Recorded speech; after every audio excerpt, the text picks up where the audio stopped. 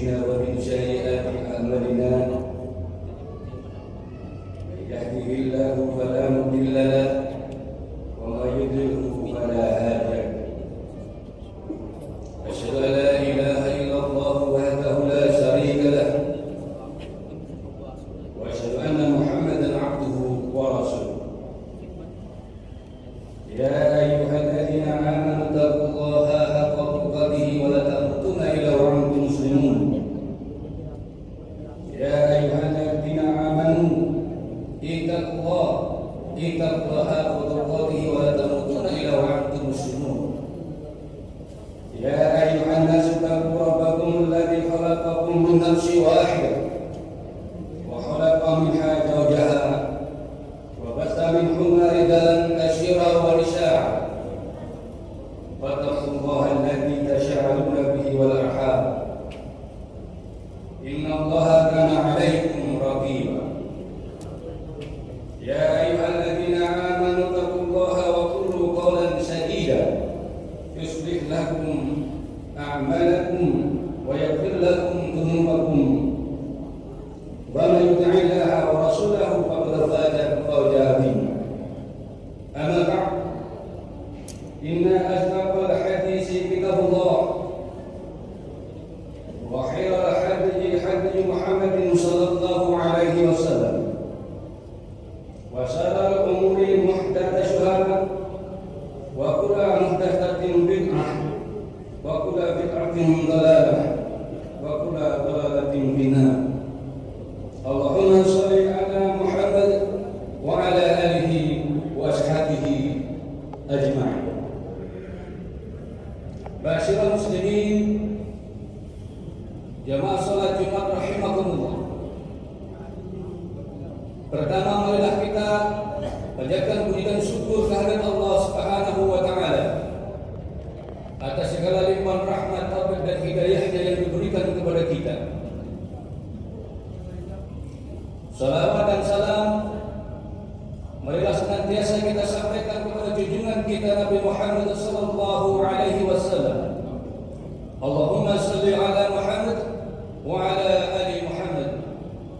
Sebab kelak kita di akhirat mendapat syafaat dari Rasulullah sallallahu alaihi wasallam. Tak lupa khatib pada kesempatan yang berbahagia ini mengingatkan kepada kita semua, marilah senantiasa kita meningkatkan ketakwaan kita kepada Allah Subhanahu wa taala dengan takwa yang sebenar-benarnya. Berusaha untuk menjalankan segala perintah-perintah Allah Subhanahu wa taala dan menjauhi apa yang dilarangnya. Ma'asyiral muslimin, jamaah salat Jumat rahimakumullah. Sebagaimana kita ketahui bersama, Islam itu ditegakkan atas 5 rukun Islam. Buniyal Islamu ala khamsin syahadati ala ilaha illallah wa anna Muhammadar Rasulullah wa iqamis shalah wa syiyami Ramadan wa itajabah wahidil bait. Bahwasanya Islam itu ditegakkan atas 5 perkara, yaitu bahwasanya yang pertama adalah asyhadu an la ilaha illallah, yaitu syahadat, kemudian salat, puasa, zakat, dan yang terakhir adalah naik haji bila mampu. Dalam kesempatan ini izinkan khatib sedikit mengulas tentang rukun Islam yang kedua, yaitu salat. Jamaah Jumat rahimakumullah, salat adalah merupakan kewajiban seluruh umat Islam. Diwajibkan kepada orang-orang yang beriman. Ada salat wajib yang 5 waktu sehari untuk dijalankan, ditambah dengan salat sunnah yang lainnya. Salat yang kita lakukan sehari-hari itu, jamaah Jumat rahimakumullah, itu ada 2 unsur penting di dalamnya. Yang pertama ada unsur batin, yang kedua unsur zahir. Atau mungkin kita ulang dulu yang pertama, itu unsur zahir. Di dalam ibadah salat itu ada gerakan-gerakan yang sudah ditentukan. Bagaimana caranya? bagaimana takbir, bagaimana rukuk, bagaimana sujud, bagaimana kita semua sudah ngatur. Dan itu harus dilakukan dengan cara tumaninah, khusyuk dan bersungguh-sungguh. Tidak boleh mengerjakan sholat itu dengan tergesa-gesa, apalagi tergopoh-gopoh ingin cepat selesai dalam mengerjakan sholatnya.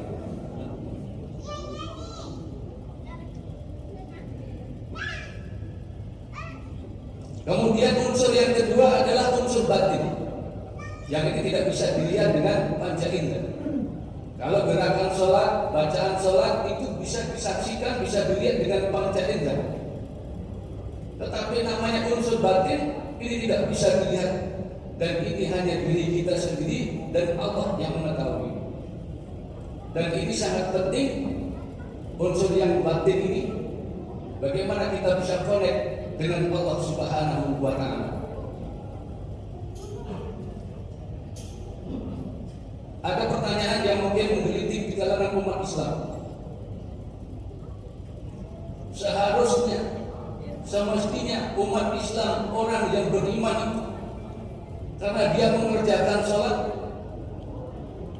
mestinya hidupnya sejahtera, hidupnya bahagia, berkelima harta, kecukupan, penuh dengan kebahagiaan, keselamatan, kedamaian.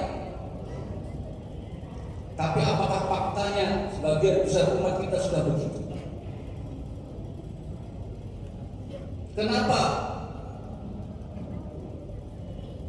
mereka yang sudah sholat, kita yang telah sholat, bahkan rajin sholat, tetapi masih mengalami berbagai persoalan hidup dan kehidupan, susah ekonomi,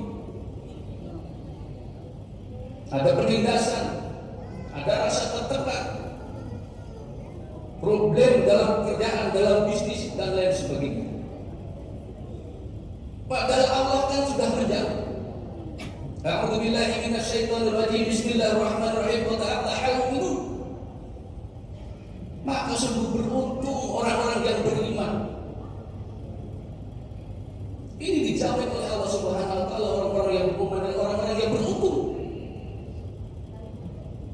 Ya tentunya iman, sebagaimana yang sudah sering diajarkan kepada kita, al-iman ma tu'minu billah wa malaikatihi wa kutubihi wa rusulihi wa tu'minu bil qadari khairihi wa syarrihi. Kita percaya pada Allah, yakin pada Allah, yakin pada malaikat Allah, Rasulullah kita percaya pada hari akhir, percaya kepada takdir, baik takdir yang buruk maupun yang baik. Lalu bagaimana ketika umat ini sudah sholat, tapi ternyata masih banyak penderitaan, masih banyak kesusahan? Ternyata ayat selanjutnya, alladzina hum fi sholatihim khashi'un. Orang-orang yang beruntung tadi atau orang-orang yang beriman yang menjalankan sholat dan sholatnya khusyuk. Nah, pertanyaannya, bagaimana sholat khusyuk ini bisa dijalankan? Apakah selama ini kita bisa merasakan sholat yang khusyuk, sholat yang benar? Fadil Zainal Abidin dalam bukunya Terapi Sholat, dia mengatakan unsur batin ini sangat penting dalam menjaga kekhusyuan sholat. Karena ini yang bisa mengkonekkan hubungan makhluk dengan Sang Khaliq, hubungan hamba dengan Allah Subhanahu wa Ta'ala. Oleh karena itu beliau mengatakan bagaimana kita khusyuk itu harus bisa mensinkronisasi antara pikiran, bacaan yang kita lafazkan dengan hati, perasaan kita. Apakah sudah connect dengan Allah Subhanahu wa Ta'ala?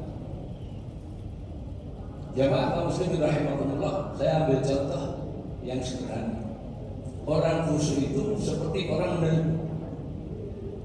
Ketika kita sudah menelpon dalam keadaan yang sepi, dalam keadaan yang ramai, bahkan di masa pun bisa khusyuk menelpon, apa yang dipikirkan, apa yang diucapkan, bahkan bisa merasakan siapa yang kita telepon, itu bisa merasakan. Nah, begitulah sholat khusyuk. Apakah sholat kita selama ini pikiran, ucapan kita mungkin apa yang kita baca, kemudian hati dan perasaan kita tuh bisa merasa kehadiran Allah Subhanahu wa Ta'ala, sehingga doa-doa kita yang kita panjatkan di dalam sholat itu bisa tersampaikan kepada Allah Subhanahu wa Ta'ala? problematika persoalan hidup, apapun masalahnya bagi adik-adik pelajar, bagaimana persoalan pelajaran, itu bisa kita minta kepada Allah Subhanahu wa Ta'ala dengan syarat kita yakin dan sholatnya khusyuk dan benar. Mungkin kita perlu introspeksi kalau keadaan umat hari ini dan sebagaimana harapan kita masyarakat yang aman, selamat, damai, sejahtera semuanya, bisa jadi mari kita refleksi. Mungkin kita sholatnya belum khusyuk sehingga belum nyambung kepada Allah Subhanahu wa Ta'ala. Atau jangan-jangan kita terkena ayat wailul musallin, celakalah orang-orang yang sholat di dalam surat Al-Baqarah itu. Bagaimana mungkin kita mau sholat kalau sholatnya digolongkan menjadi orang yang celaka? Alladzina hum fi sholatihim khashi'un, yaitu orang-orang alladzina hum fi sholatihim khashi'un, yaitu orang yang sholat yang lalai dalam sholat. Jangan-jangan kebanyakan umat kita masuk dalam kategori ini. Kita sholat tapi sekedar menggugurkan kewajiban. Kita sholat buru-buru karena ingat pekerjaan. Ketika kita sholat merasa tertekan, ini kapan selesainya sholat kalau sholat berjamaah? Karena masih banyak pekerjaan, banyak problem di kantor, banyak hal yang harus dikerjakan, sehingga sholatnya asal menggugurkan kewajiban.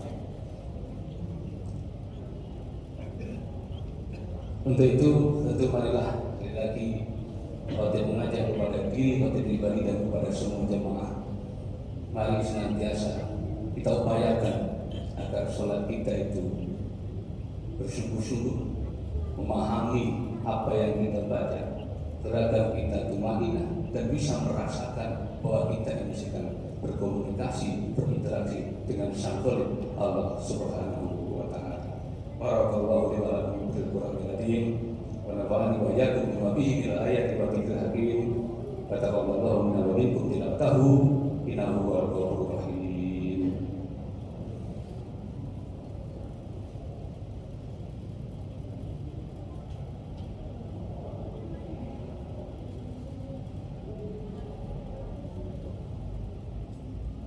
Alhamdulillahirabbil alamin.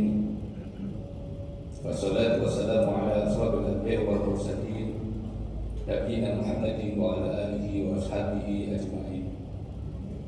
Asyhadu an la ilaha illallah wahdahu la syarika lahu wa asyhadu anna Muhammadan abduhu wa rasuluhu shadiqul wa'dil amin. Jamaah rahimahullah, di khutbah yang kedua ini khotib menggarisbawahi berbagai persoalan kehidupan, masalah, problem, segala macam dalam kehidupan kita sehari-hari. Mestinya itu bisa kita atasi sebagai orang beriman, sebagai pencari Allah. Orang beriman yang sholat khusyuknya itu dijamin menjadi orang-orang yang beruntung. Orang yang tidak sholat, orang yang kafir saja bisa hidup sejahtera, bisa hidup bahagia dengan banyak harta dan lain sebagainya. Apalagi umat Islam yang beriman, yang sholat dengan khusyuk, itu jaminan Allah Subhanahu wa Ta'ala. Mudah-mudahan kita diselamatkan oleh Allah Subhanahu wa Ta'ala, bahagia sejahtera di dunia wal akhirah. Amin ya rabbal alamin. Maka kita akhiri dengan doa pada Allah Subhanahu wa Ta'ala. Amin amin ya rabbal alamin. Bismillahirrahmanirrahim. Sallallahu alaihi wasallam wa ala alihi wa sahbihi ajma'in. Warhamna bi rahmatika ya arhamar rahimin. Allahumma inna nas'aluka salamatan fi dinina wa afiyatan fi jasadina wa ziyadatan bil ilmi wa barakatan bil rizqi wa tawbatan qabla al-maut wa rahmatan inda al-maut wa maghfiratan ba'da al-maut wa rahmatan alaina bi sakaratil maut wa nazata minna wa ila al-hisab. Rabbana la tuzigh qulubana ba'da idh hadaytana wa hab lana min ladunka rahmah innaka antal wahhab. Allahumma ya muqallibal qulub tsabbit qalbi ala dinik. Allahumma ya muqallibal qulub tsabbit qalbi ala dinik. Rabbana atina fid dunya hasanah wa fil akhirati hasanah wa qina adzabannar. Subhanaka rabbika rabbil izzati amma yasifun. Wassalamu ala mursalin walhamdulillahi rabbil alamin. Ibadallah, Allah yang mungkin atual sahabat dari qurba wa min afsal wal qurba ya'idukum la'allakum tatadhakkarun wa la dzikrullahi akbar. Aqimus shalah.